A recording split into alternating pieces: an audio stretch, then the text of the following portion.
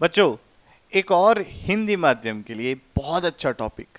क्या है टॉपिक का नाम? पढ़ लीजिए, वक्रता त्रिज्या, रेडियस ऑफ कर्वेचर।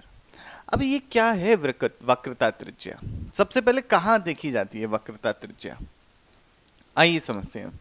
मान लीजिए एक वस्तु है, किसी वक्रीय पथ पर चल रही है, ठीक है, यानी कि किसी कर्व या कहें कर्व्ड पाथ पर चल रही है, वक्रीय पथ इस पर चल रही है। अब देखें इस पे क्या होगा, बहुत ध्यान से देखें। तो जब इस वक्रीय पथ पर चल रही है तो हम ये मान सकते हैं ये जो वक्रीय पथ है ये बहुत सारे सर्किल्स से मिलके बना है, बहुत सारे सर्किल्स वृत्तों से मिलके बना है। कैसे? देखिए, जैसे मैं ये देखूं तो देखिए ये एक छोटे से सर्किल का भाग दिख रहा आपको, एक छोटे से सर्किल का ये एक भाग हो गया, कुछ इस तरीके से। अगर मैं इस वाले सेक्शन का पॉइंट कहूं, ये इस पथ को देखूं तो ये एक देखिए एक सर्किल का भाग हो गया।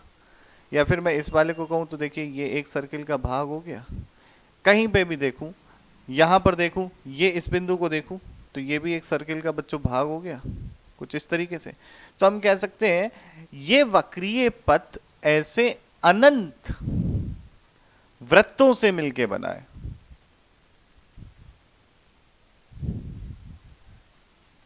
पथ अनंत वृत्तों से मिलकर बना है।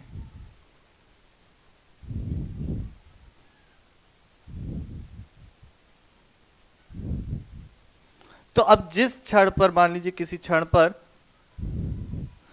क्षण पर वस्तु इस पॉइंट पर है, इस बिंदु पर है, और ये बिंदु पर हम कह सकते हैं इस समय कि हम मान सकते हैं कि इस बिंदु पर वस्तु इस स्थिति में इस सर्कुलर पाथ के ऊपर, इस वृत्तीय पथ के ऊपर वृत्तीय गति कर रहा है।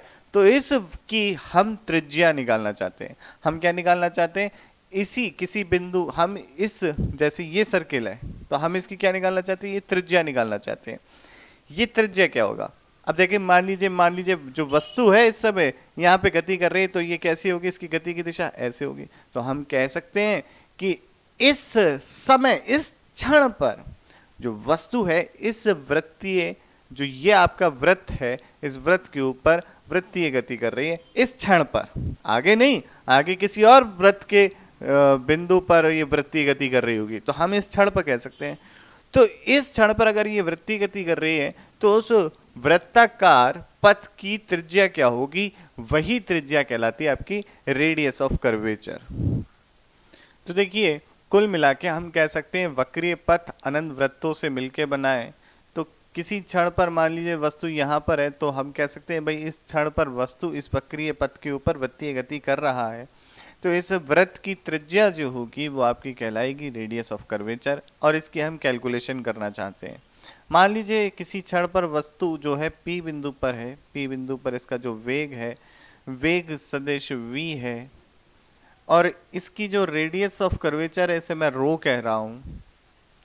तो हम कह सकते हैं भाई इस क्षण पर ये क्या कर रहा है?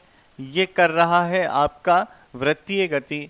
तो अब इसके अंदर कोई एक्सेलरेशन भी होगा, मैं बता देता हूं भाई। एक्सेलरेशन की अगर मैं कहूं दिशा मान लीजिए ये है, तो इस एक्सेलरेशन के दो घटक हो सकते हैं। एक घटक जो आपका इसके सेंटर की तरफ होगा, इसे ए नॉर्मल कहा। एक घटक जो आपका वेग की दिशा में होगा, इसे ए टेंजेंशियल कहा। तो हम कहेंगे भाई अगर ये इस पथ पर वृत्तीय गति कर रहा है इस क्षण पर, केवल इसी क्षण पर, तो इसको क्या चाहिए होगा? इसको चाहिए होगा आपका अविकेंद्र त्वरण, और वो अविकेंद्र त्वरण हम निकाल सकते हैं। तो ये आ गया v स्क्वायर बाई रो, और रो यानी कि वक्रता त्रिज्या हो गई v square divided by an। एक छोटा सा टॉपिक है, इंपॉर्टेंट टॉपिक है। जेई मेंस के लिए या एडवांस के लिए या नीट के लिए आप लोग प्रिपेयर कर रहे हैं तो ये जानना बहुत ज़रूरी है।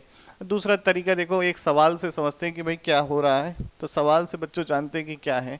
इसको नोट कर लीजिए, स्क्रीन पॉज करके फिर देखते हैं, ठीक है? तो अब देखो क्या हो रहा है यहाँ पे।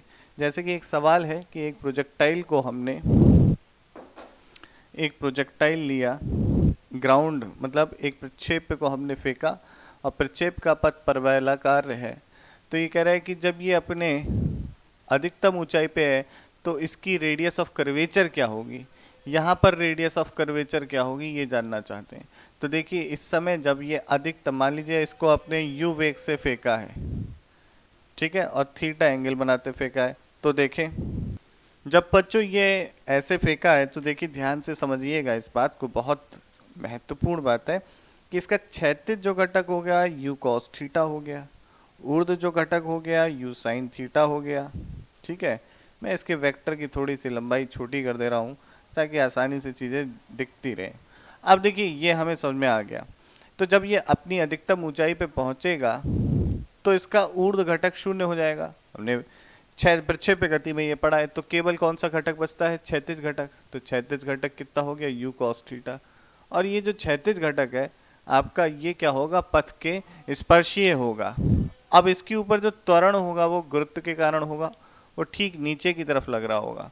तो गुरुत्व के कारण त्वरण हम कह सकते हैं, इस जो ये छोटा सा वृत्त बनाया है, हम कह रहे हैं कि इस वृत्त का हिस्सा है इतना पोर्शन, इतना भाग इसका हिस्सा है।